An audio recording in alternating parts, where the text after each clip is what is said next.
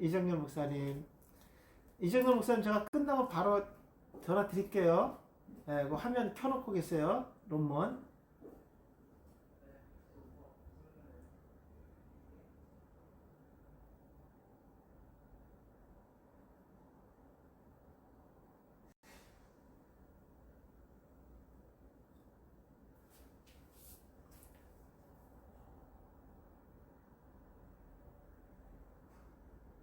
저는 4일째, 5일째 밖에 안 나갔나? 밖에 어떤지 몰라요. 콧바람도 한번, 수요일날 산에 한번 올라갔다 왔군요. 네. 거의 밖에 안 나가니까 밖에 어떤지 몰라요. 네. 네. 박원희 목사님, 김재성 목사님, 네. 끝까지, 네. 감사합니다.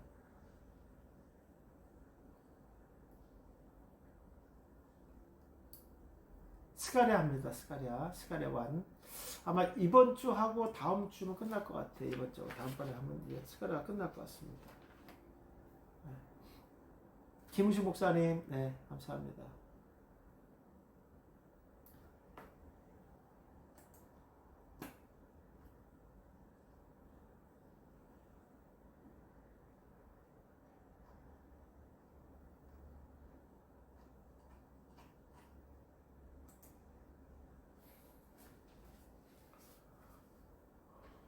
어, 102페이지 보겠습니다. 목사님. 102페이지. 스가랴 6장 11절을 보겠습니다.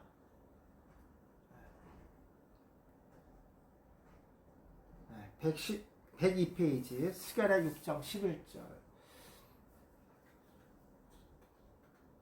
여기다 써놔야 돼. 늦게 들어오신 분들도.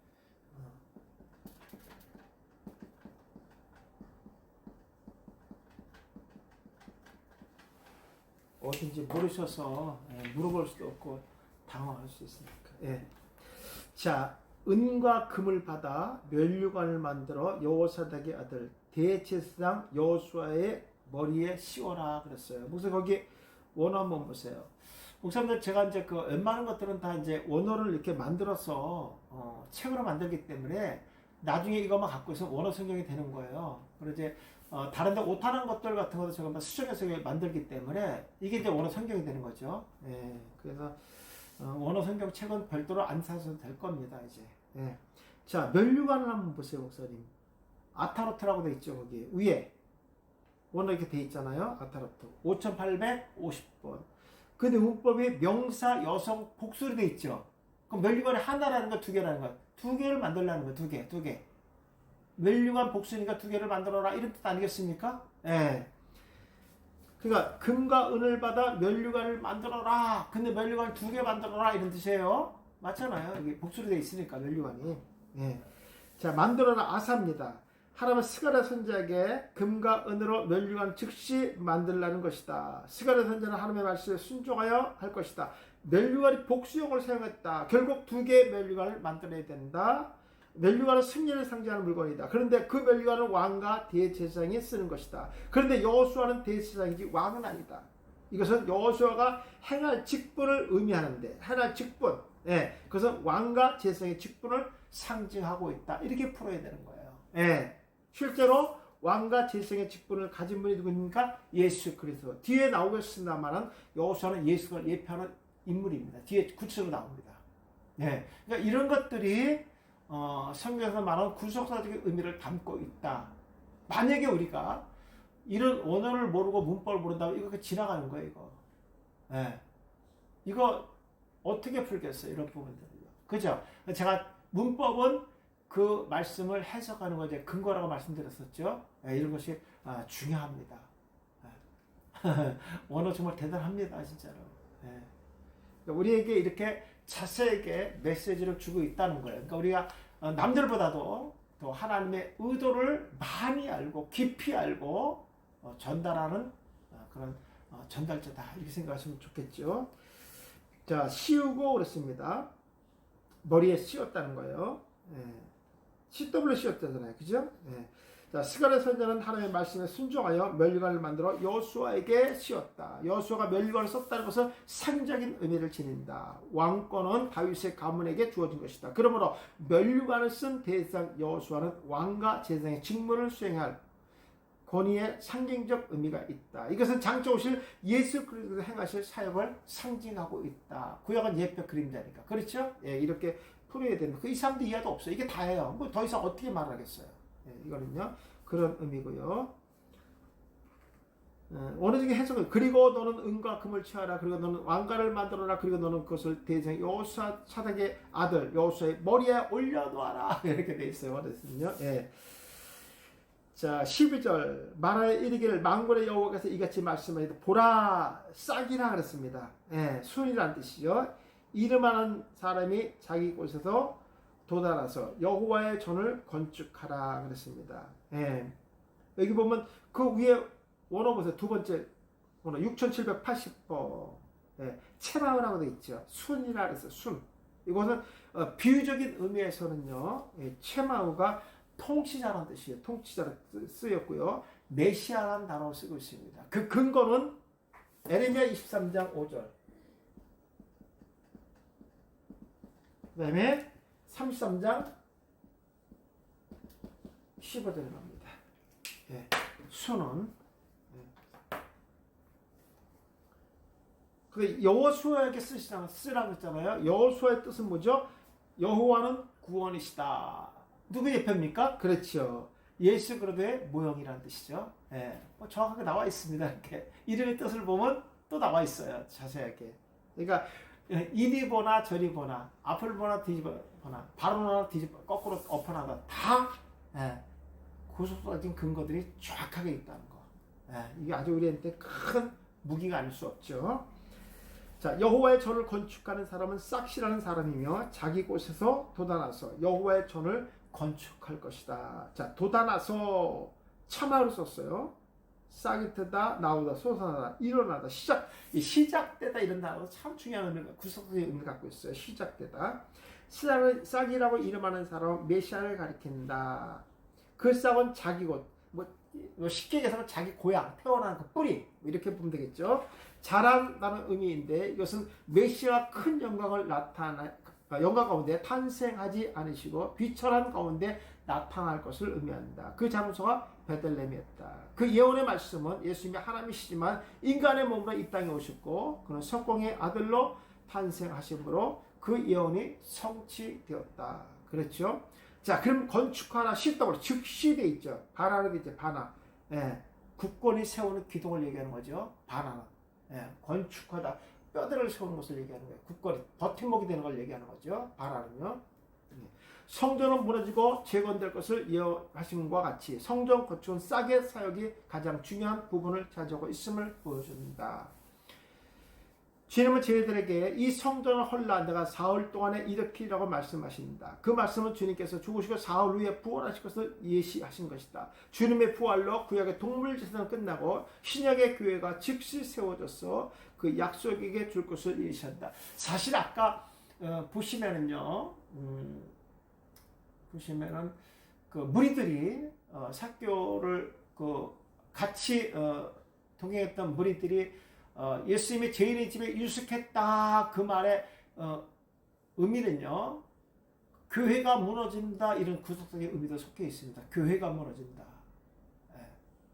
이게 이제 그 진보된 말이겠죠. 구속사에서요.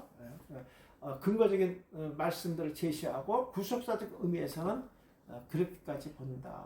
그러니까 뭐 쉽게 보면 예수의 죽음을 예수 그리스도 십자가의 죽음은 저들 눈에는 실패와 죽음이라는 부정을 함께 사용되었다 이렇게 보시면 돼요. 근데 그러나 그것이 곧 십자가의 승리를 알리는 거잖아요. 그렇죠? 예수님께서 반드시 죽어줘야지만 그 백성들이 살아나니까 이것이 하나님 뜻이니까 이게 승리죠. 그렇죠? 예, 그런 의미도 포함되어 있습니다. 예, 제가 아까 그거는 뺐어요, 사실. 좀 너무나 이렇게 생각하실 때, 뭐 이렇게까지 생각할까 이러실까봐, 네, 그건 좀 뺐습니다, 사실. 그래서 이제 제가 설교를 만들 때는 그런 것이 이제 왜 구체적 설명이 다 가능하니까 문맥에 맞게. 네. 그래서 제가 아까 말씀드렸던 거 다시 한번 쓰고 싶은 부분이 그 부분이다 하는 것들은 그것 때문에 그렇습니다. 제가 그런 부분 때문에. 자, 그 다음에 이제 13절 넘어갈까요? 그가 여호와의 전을 건축하고 영광도 없고 그 자리에서 앉아서 다스릴 것이요 또 제사장이 자기 자리에 있으리니 이 둘 사이에 평화의 은원이 있으리라 그랬습니다. 예, 다스릴 것이다. 마샬이라고 썼어요. 제가 늘 말씀드리지만 다스린다는 말도 여러 개가 있잖아요. 그죠? 그러면서 이제 이 단어를 갖다 목사님 찾아보셔야 돼요. 바이블에서. 아, 이런 의미를 갖고 있구나. 그 이 다스림은 어떤 다스림이다. 이렇게 해서 이제 문장을 풀어야 되겠죠. 맞죠? 예, 그렇게 하셔야 되고 또 그 근거는 문법을 가지고 하셔야 되고 그 다음에 그 문장은 뭘로 하느냐? 단어의 뜻 갖고 하는 거예요. 많이 감을 잡으셨을 거예요. 공부하시면서. 자, 그가 여호와의 전을 건축한다는 것은 스룹바벨 성전을 의미하는 것이 아니라 신약시대의 신령한 성전을 상징하고 있다. 그리고 그 하나님의 우편에서 교회를 다스릴 것이다. 그의 주권은 예수 그리스도시며 그가 지배권을 가지고 모든 교회를 통치할 것이다. 왜냐하면 그의 머리가 되시기 때문에 예수 그리스도가. 예. 예수 그리스도 만왕의 왕이시며 왕으로서 영광을 받을 것이며 그 멸류관을 쓰실 것입니다. 자, 있으리라 그랬습니다. 평화의 은원이 있으리라 하야합니다. 그가 제사장의 자리에 있을 것을 예시하고 있다. 그 땅을 통치하는 예수 그리스도는 만왕의 왕으로 제사장으로서 그의 직무를 충실하게 수행할 것이며 그의 사역은 서로 충돌 없이 일치의 사역을 이룰 것이다. 아주 중요한 얘기예요.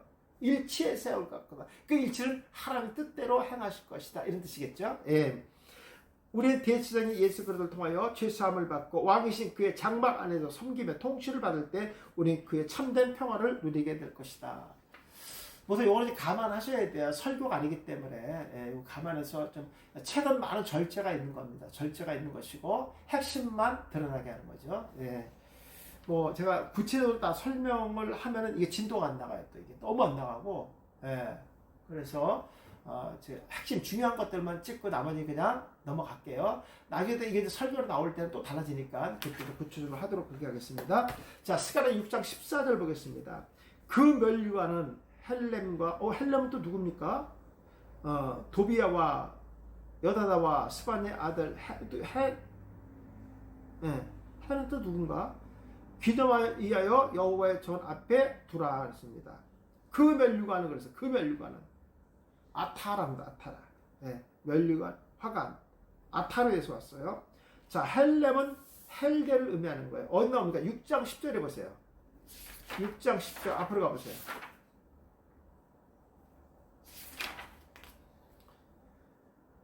바벨로 돌아온 헬데와 나와 있죠. 네네네. 그 헬데가 헬렘은 헬데를 의미하고 헬은 요시아를 의미합니다. 앞에 나온 거. 네. 대부분 11사람은 이름을 두 개를 써요. 근데 보세요. 이 헬렘은 신, 꿈이란 뜻을 갖고 있고요. 쉼, 꿈. 헬렘은 헬게는 세속적이다 이런 뜻을 갖고 있어요. 이게 설교 아니기 때문에 제가 못 푸는데 그러니까 풀면 이제 그 의미로 나오죠. 해는 은혜, 은총이겠죠. 요시아는 여호와가 도우신다 이런 뜻입니다. 두 개의 이름을 갖고 있는 거예요. 앞에서는 뭐를 썼습니까? 헬데와 요시아를 썼고 여기서는 헬렘과 헨을 썼죠. 한 사람 두 개의 이름을 갖고 있는 거. 이것 때문에 그렇습니다. 특히 멸류관은 생지를 상징하고 있습니다. 멸류관은 씌우기 위해서 만들어진 것입니다. 그 대상은 승리한 사람에게 주어진다. 그리고 그 관을 씌움은 메시아에 대한 상징이다. 그러므로 구원받은 백성도 예수 그리스도 십자가에 들어가심으로 천국의 승리의 멸류관을 받게 될 것이다. 맞죠? 예. 그래서 옛날에 뭐 우리 선배 목사님들이 금멸류관, 은멸류관, 개털멸류관 했던 것이 바로 이런 것들을 근거로 해서 그렇게 하고 개털멸류관이 있나요? 없나요? 없어요. 예. 근데 이제 그게 만들었죠. 예. 자, 두라 그랬습니다. 두라. 예. 전 안에 여호와의 전 안에 두라. 예. 기념하기 위해서. 예. 뭐, 기념은 직하론이잖아요, 그죠? 예. 멸류관을 여호와의 전에 두라는 것은 그들의 신앙을 통해 후세 사람들을 격려하기 위함이었다. 후세 사람들은 선지의 신앙을 행하며 그 믿음과 신앙을 마음에 두고 늘 자랑하고 기념하라는 것이다. 그리고 그 신앙을 본받아서 여호와께 분양하듯이 제물을 드리며 찬양과 영광을 돌리라는 것이다. 우리의 사명도 복음을 전파하는 것을 알면서도 그 사역에 참여하지 않는다. 우리의 사명을 따라 다양하게 동참하는 성도가 되어야 됩니다. 그러니까 자기 다양하다는 것은 자기가 받은 달란트대로, 예. 남이 이러니까 나도가 아니라 나에게 주어진 사명대로, 그것이 크든 작든, 예, 많든 적든 관계없이 나에게 주어진 사명대로 열심히 감당하면은 하나님께 똑같이 칭찬합니다. 잘했다, 칭찬해 주시지. 너는 크게 잘했고 너는 작게, 이렇게 말씀하시는 분이 아닙니다. 예. 그러니까 자기 믿음의 분량대로 하나님께서 주신다는 사실을 생각하면서 감사하는 거예요. 예. 자, 15절. 먼데 사람들이 와서 여호와의 전을 건축하리니 망군의 여호와께서 나를 너희에게 보내신 줄을 너희가 알리라. 너희가 만일 너희의 하나님 여호와의 말씀을 들을진대 이같이 되리라 그랬습니다. 자, 너희가 안다, 이 아다입니다. 이 아다라는 말은 참 많이 들어가 있어요. 그죠? 예. 예. 근데 이제 CW 칼 완료니까 미완료로 알게 하는 계속적으로, 예, 간격을 두면서 시간을 두면서 깨닫게 하십니다. 드러나게 하십니다. 이렇게 이런 뜻이죠. 먼데 사람도 여호와의 전을 건축할 것이다. 먼데 사람은 이방인들을 상징하고 있다. 구속사로 다 보는 거예요. 구속사로. 예. 그들도 여호와의 전을 건축하는데 함께 참여하는 은혜를 입은 것이다. 이 말씀은 예수 그리스도께서 오신 신약 시대에 많은 이방인들이 예수 그리스도 안에 모여 교회를 이루게 되므로 성취되는 것이다. 그들은 하나님께서 스가랴 선지자를 보내신 그 뜻을 알게 될 것이다. 그들이 성도요 하나님의 예언의 말씀을 인정하여 익숙하게 이해했던 사람들이다. 그러나 그들의 구원의 은총에 참여하지 않는 스가랴 선지자의 예언에 대한 성취를 모를 것이다. 당연하죠. 예. 그러니까 야다라는 것은 쉽게 얘기해서 부부가 한 침대를 사용하는 거예요. 예. 하나가 된다는 의미죠. 그러니까 그리스도와 벨리엘이 하나가 될 수 없는 것처럼 전혀 모르게 하는 거죠. 그러니까 하나님께 계획은 구원받은 백성을 향해서 모든 계획을 하셨고 구원받은 백성을 향해서 구름기둥으로 인도해 주시는 거예요. 그들만. 네. 누구든지가 아니라 그들만. 네. 이같이 되리라 하야합니다. 네. 이것은 장막을 친다. 이거 중요하죠. 이같이 하나님의 보호하심이 있다는 뜻이에요. 네. 이같이 하나님께서 그들에게 쉼을 주신다는 뜻이죠. 네. 장막이라는 뜻이 그러잖아요. 쉼과 보호와 신앙전수라고 제가 말씀드렸어요. 히브리인들에게 장막의 개념은 이거 계속 반복적으로 나와요. 그리고 이 장막이라는 것은 구속사적 의미가 무진장 강렬한 거예요. 네, 그러니까 이런 것들은 목사님들이 제가 반복해서 강의하는 것들은 너무 중요하기 때문에 그렇고요. 구속사적인 의미에서 이 장막에 머물렀다는 한마디가 엄청난 메시지를 우리가 주고 있다는 것만 기억하시면 됩니다. 왜냐하면 그동안에 우리가 이런 표현들이 히브리식 표현들이 우리가 그대로 그냥 문자적으로 받아들이다 보니까 문제점이 참 많이 왔었잖아요. 그죠? 네, 그런 것들에 대해서 목사님들이 떨쳐버리고 새롭게 하나님의 구속적인 인식을 새로 할 수 있도록 제가 반복적으로 말씀드리는 겁니다. 하나님의 선지자 스가랴를 통하여 예언하신 말씀은 신약 시대에 와서 예수 그리스도의 십자가의 사역을 통하여 즉시 성취될 것이다. 그리고 그 땅에 장막을 치고 다시 오실 예수 그리스도를 준비하고 그 안에서 계시는 주님과 만남을 통하여 거룩한 영적 신부가 될 것이다.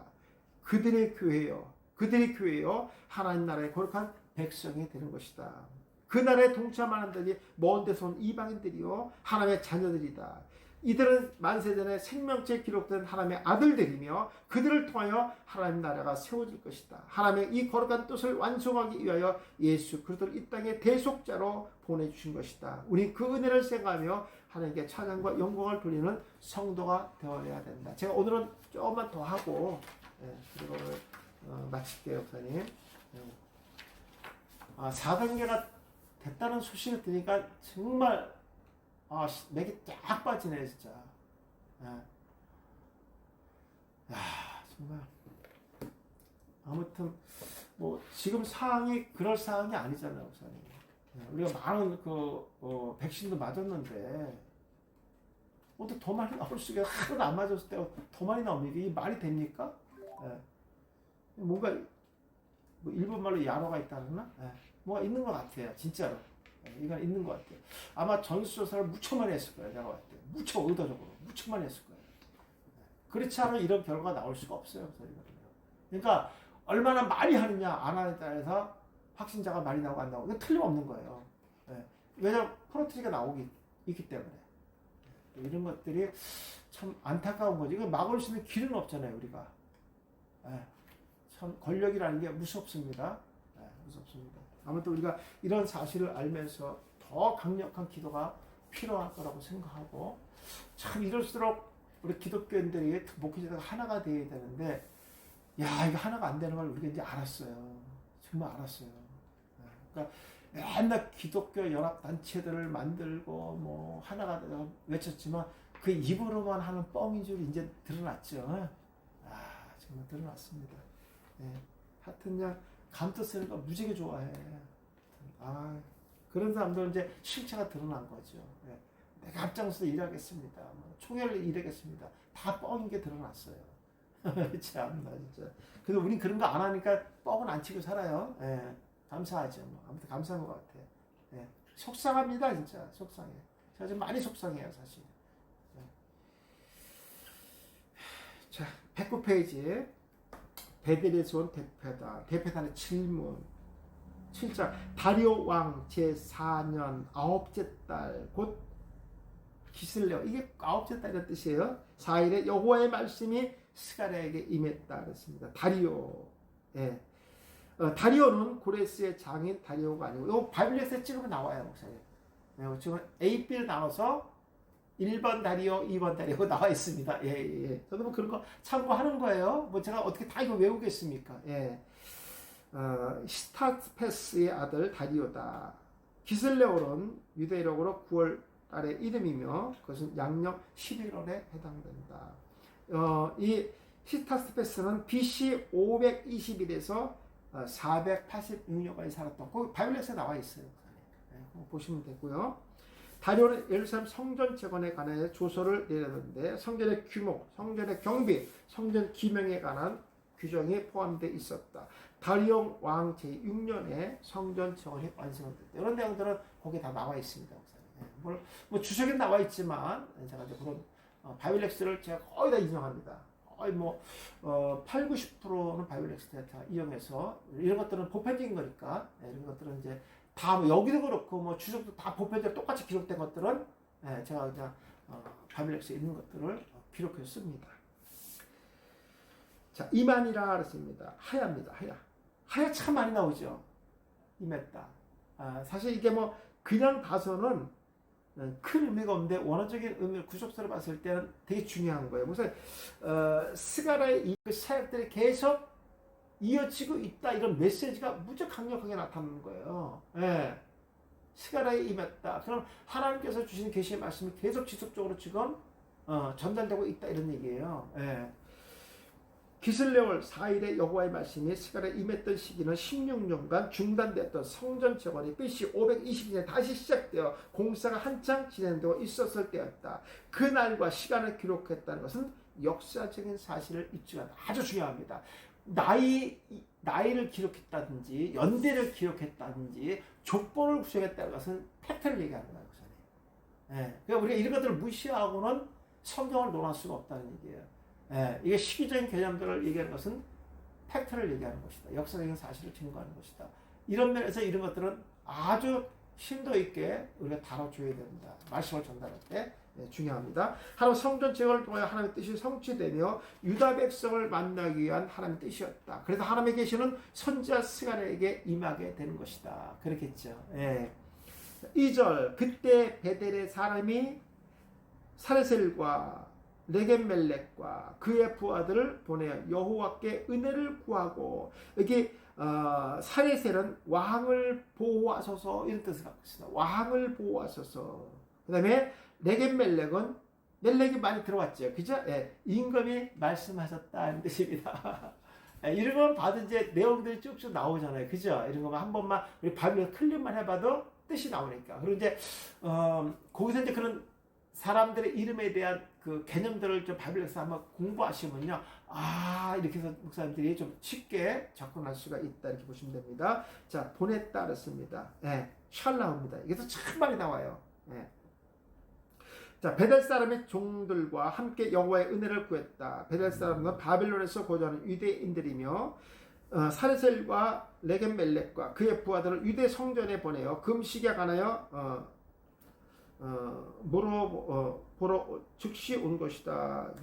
그런 뜻이죠. 그래서 제사장이나 선자를 통해서 해결받기 위해서 찾아온 것이다. 이전에 바벨에서 돌아온 베델과 아이 사람들이 223명이나 돌아왔다. 자, 은혜를 구하고 그랬습니다. 할라로 되어 있어. 할라. 라메드가 붙어 있죠. 볼브리전스 앞에. 예. 자, 베델 사람의 유대 성전까지 찾아온 것은 그들이 바벨론의 포로가 되어 있을 동안에 선지의 음성을 들어본 적이 없었기 때문에 말씀에 대한 분별이 없었다. 그러니까 그들의 수고를 아끼지 않고 찾아온 것이다. 바벨론에서 해방되는 때를 맞이하여 선지자를 통하여 하나님 말씀을 듣게 된 것은 가장 큰 위로이며 연약했던 심령이 힘을 얻는 하나님의 은혜다. 그래서 이제 힘을 얻는 것이다. 그런데 어제가 하나님의 은혜라는 다시 한번 집어넣었어요. 연결고리라는 얘기죠. 하나님의 말씀을 들을 수 없는 것은 큰 슬픔이며 하나님 백성에게 있어서 말씀을 듣는 것은 큰 은혜가 되는 것이다. 뭐 당연한 얘기죠, 이거는. 자, 3절까지만 하면은 일단락이 맞춰지고 113쪽 시간의 대답에 대해서 이제 다음 시간에 하도록 하겠습니다.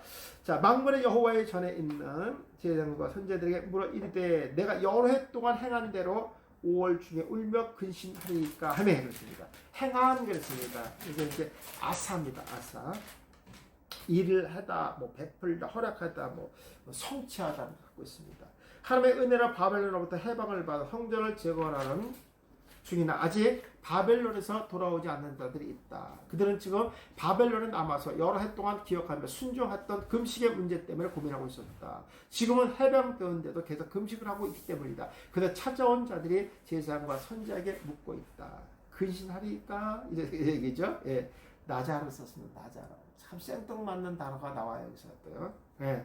베델의 사람들 바벨론에 머무르면서 자들이 신성하게 지켜오던 금식을 계속할 것인지 결정하지 못하고 있다. 그들은 하나님의 주신 해방의 은혜를 받아 순종하지 않았다. 그들의 순종은 본국으로 돌아와 성전 재건을 위해서 봉헌하는 것이다. 근데 그곳에 머물러서 금식의 문제를 논란을 하고 있었다. 그들은 하나님 말씀 순종보다 인간이 맺는 규례를 중요하게 생각했다. 그들은 분별할 방법을 구하고 있다. 이게 근신해야 됩니까? 예. 분별하다, 봉헌하다, 성별하다, 구별하다, 드러나다 이런 걸 갖고 있었잖아요. 그러니까 그런 것들을 구하고 있다는 얘기예요. 어떻게 행동해야 될지, 무엇이 우선인지, 무엇을 해야 되는지 분별하지 못하고 있다 이런 뜻이잖아요. 그럼 그렇게 해야 됩니까? 어떻게 해야 됩니까? 가르쳐 주십시오. 이런 뜻 아니겠습니까? 예.